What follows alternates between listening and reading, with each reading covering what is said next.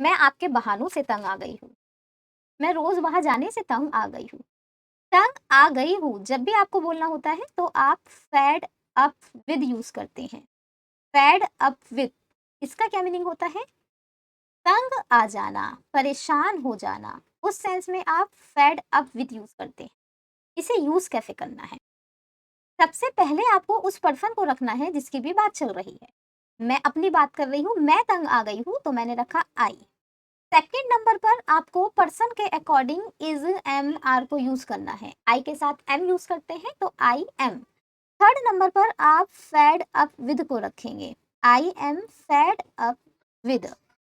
किस चीज से तंग आई हूं मैं, उसे हम फोर्थ नंबर पर रखेंगे। योर एक्सक्यूजेस, आपके बहानों से। आई am fed up with your excuses. Excuse किसे बोलते हैं? बहाने को। एक्सक्यूजेस बहाने। Okay, is it clear? मैं फिर से बताती हूँ आपको। सबसे पहले आपको उस पर्सन को रखना है जिसकी भी बात चल रही है। ओके, सेकंड नंबर पे आप क्या रखेंगे?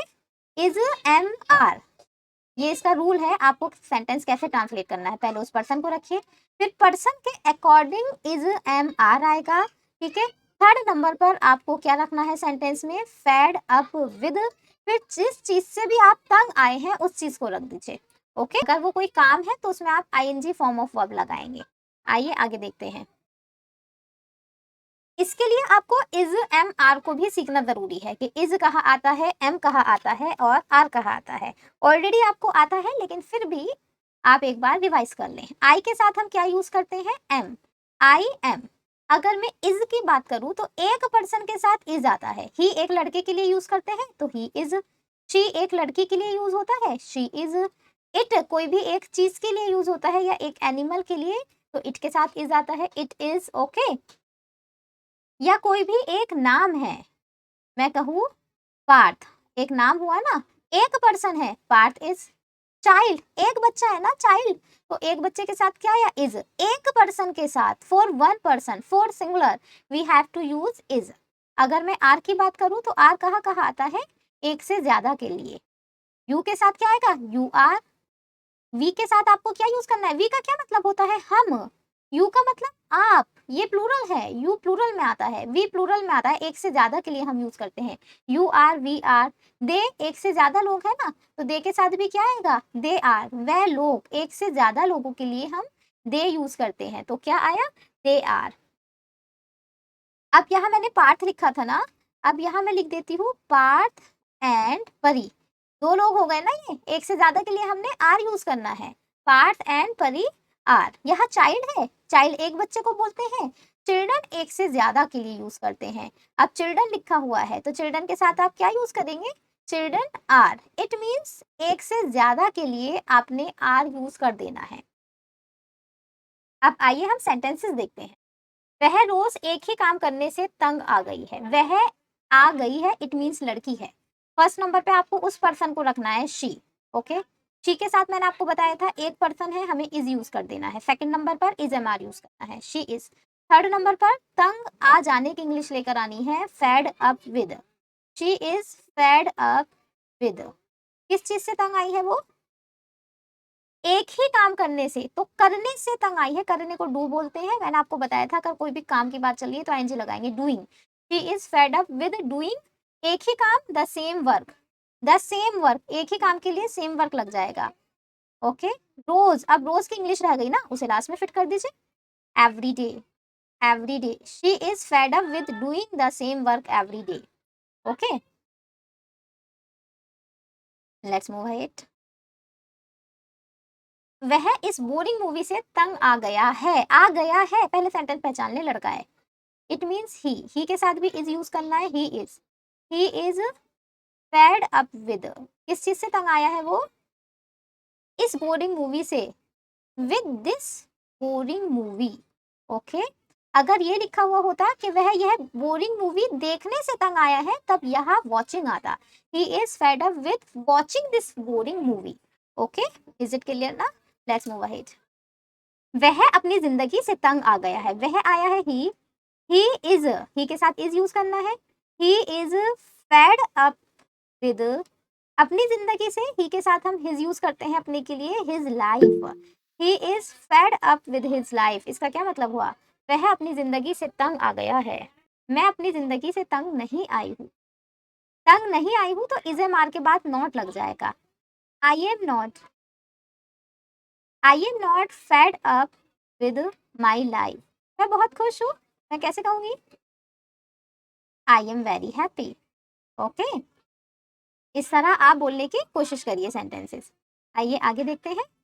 हम एक ही खाना खाने से तंग आ गए हैं। We are fed up with, खाने को क्या बोलते हैं? ईट या टेक यूज कर लीजिए, हैव यूज कर लीजिए। We are fed up with having, having लेने के लिए आया है, खाने के लिए आया है, खाने से। We are fed up with having the same, same food, एक ही खाना, सेम फूड।